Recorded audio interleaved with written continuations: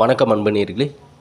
பொதுவாக அனைவரது வீட்டிலும் பார்த்திங்கன்னா கண்டிப்பாக மாதம் ஒரு முறையாவது நம்ம அரிசி வாங்குவோங்க, அல்லது வாரத்திற்கு ஒரு முறையாவது அரிசி வாங்குவோம்.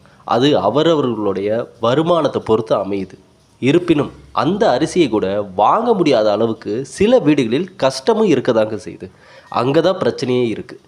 ஆன்மீகம் சாஸ்திரப்படி பொதுவாக அரிசி வாங்குவதுக்கென்று ஒரு தினம் இருக்குங்க. அந்த தினத்தில் நாம் அரிசி வாங்கினோம் அப்படின்னா வீட்டில் செல்வ வளம் பெருகும்.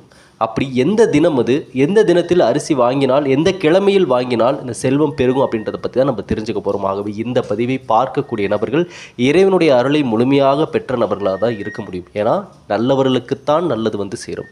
உங்களுடைய நல்ல எண்ணங்களுக்கும் நல்ல செயல்களுக்கும் தான் இந்த நல்ல தகவல் உங்களை தேடி வந்திருக்கு. இதனால் வரக்கூடிய நல்ல மாற்றங்கள் உங்கள் வாழ்க்கையில் முன்னேற்றத்தை கொடுக்கணும்னு நான் இறைவன்கிட்ட வேண்டிக்கிறேன். இப்போ இந்த பதிவுக்கான தகவல்களை பார்ப்போம். பசியை போக்கக்கூடிய இந்த அரிசியை நாம் திங்கக்கிழமைகளில் வாங்கினோம் அப்படின்னா நமது வீட்டில் செல்வ வளத்தை பார்க்கலாங்க, ஒரு முன்னேற்றத்தை பார்க்கலாம். மாதம் மாதம் அரிசி வாங்கக்கூடியவர்களாக இருந்தாலும் சரி, நீங்கள் வாரம் அரிசி வாங்குறவங்களாக இருந்தாலும் சரி, அந்த அரிசியை முடிஞ்ச அளவுக்கு திங்கக்கிழமையாக பார்த்து வாங்குங்க. அப்படி வாங்கக்கூடிய அரிசியை நீங்கள் கடனுக்காக வாங்கிவிடக்கூடாது அப்படின்றதுல தெளிவாக இருக்கணும். சரி, திங்கக்கிழமை வாங்க சொன்னாங்களே அதுக்காக நம்ம கடன் வாங்கியாவது வாங்கிடலாம் அப்படின்னு நீங்கள் நினைக்க வேண்டாம். உங்களுடைய சம்பாத்தியத்தில் கொஞ்சம் பணம் இருந்தாலும் பரவாயில்ல, அந்த பணத்திற்கு எவ்வளவு அரிசி கிடைக்குமோ அந்த அரிசியை காசு கொடுத்து நீங்கள் வாங்கணும்.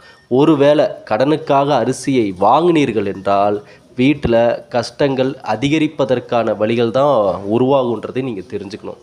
கடைகளில் அக்கௌண்ட் வச்சு பொருட்களை வாங்கலாமாங்க அப்படின்னு கேட்டிங்கனாலும், கடைகளில் அக்கௌண்ட் வைத்து பொருட்களை வாங்குபவர்களாக இருந்தாலும் சரி, அவர்களுக்கும் அரிசி மட்டும் காசை கொடுத்து விட்டு அந்த ஒரு அரிசிக்கான காசையாவது கொடுத்துட்டு வாங்குங்க. சரிங்களா? அக்கௌண்ட் வச்சு வாங்க வேண்டாம். இந்த விஷயத்தை மட்டும் நீங்கள் கரெக்டாக பின்பற்றினால் கண்டிப்பாக வீட்டில் செல்வ வளம் பெருகுவதற்காகவும் மகிழ்ச்சியும் சந்தோஷமும் நிலைத்து நிற்பதற்கான வாய்ப்புகளும் இருக்குது. உங்களுக்கு நிறைய கடன் பிரச்சனை இருக்குது அப்படின்னாலும் அரிசியை திங்கட்கிழமையில் மட்டும் வாங்கி பாருங்கள். உங்களுடைய கடன் பிரச்சனை படிப்படியாக குறைவதற்கான வாய்ப்புகளும் இருக்குது. அதே போல் அரிசி பானையை அலமாரியின் மேல் வைக்க வேண்டாம், தரையிலேயே வைக்கவும். மேலும் அரிசி பானையில் அரிசியை அளப்பதற்கு பயன்படுத்தும் ஆளாக்கு இருக்க வேண்டும். ஆளாக்கு பயன்படுத்தாதவர்கள் ஒரு டம்ளரையாவது அரிசி பானையில் போட்டு வைங்க. அரிசி அளக்கும் படியில் கட்டாயம் சாஸ்திரத்திற்கு 2 அரிசிகள் இருக்க வேண்டும் அப்படின்றத நீங்கள் கண்டிப்பாக தெரிஞ்சுக்கணும். ஒரு வீட்டில் எந்த அளவுக்கு செல்வ வளம் அதிகமாக இருக்குன்றத அரிசியை வச்சே நம்ம தெரிஞ்சுக்கலாம். எந்த அளவுக்கு அந்த தானியங்கள் வீட்டில் நிறைஞ்சிருக்கோ அந்த அளவுக்கு வீட்டில் அன்னலட்சுமியின் அந்த அம்சமும் அருளும் நிறைஞ்சு இருக்கும். இந்த பதிவை பார்க்கக்கூடிய நபர்களுக்கு இனிமே உங்களுடைய வாழ்க்கையில் பொருளாதார ரீதியாகவும் வீட்டில் தானியங்களாகட்டும் செல்வ வளமாகட்டும் ஆரோக்கியமாகட்டும் எல்லாமே சிறப்பாக இருக்கணும் அப்படின்னு சொல்லி இந்த நேரம் நான் இறைவன்கிட்ட வேண்டிக்கிறேன். இந்த பதிவை உங்கள் நண்பர்கள் உறவினர்கள் எல்லோருக்குமே ஷேர் பண்ணுங்கள். இது போன்ற பல அற்புதமான தகவல்களை தெரிஞ்சுக்கிட்டு வாழ்க்கையில் நீங்களும் நல்லபடியாக வாழணும்னு நினச்சிங்கன்னா இந்த தொடர்ந்து நம்ம பதிவுகளை பாருங்கள். ஆன்லைனில் எதுக்கோ நீங்கள் நேரத்தை செலவிடுறீங்க, கேம்ஸ் விளையாடுறீங்க, பாட்டு பார்க்குறீங்க, படம் பார்க்குறீங்க.